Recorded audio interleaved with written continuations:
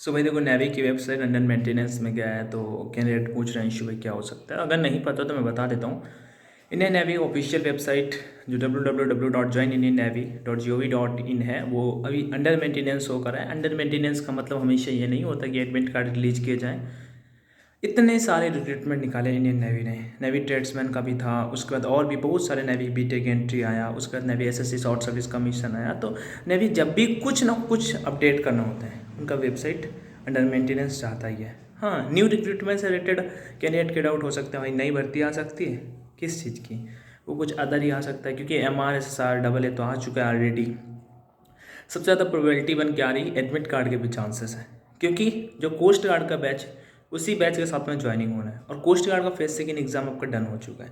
Navy का वैसे एक ही दिन में सब कुछ हो जाता है, सीधा उनको मेरिट आना है, बट फरवरी पे होगा। तो 1 बजे ऑफिशियल वेबसाइट पे जैसे ही एक्टिव होता है, जैसे ही वो मतलब करेंगे एक्टिव, तो क्या अपडेट आता है जो भी होगा मैं आप सभी के साथ में शेयर कर दूंगा, जस्ट शेयर कर दूंगा। और मैं बता देता हूँ 1 बजे जस्ट आपका नहीं होता है, 1 बज के 2-3 मिनट में आपको दिखाई दे जाएगा कि कहाँ पे क्या अपडेट है, एडमिट कार्ड आया है, जो भी अपडेट होगा वो मैं आपके साथ में शेयर कर दूंगा, डोंट वरी। बट अभी क्या है, 1 बजे तक हमें वेट करना पड़ेगा।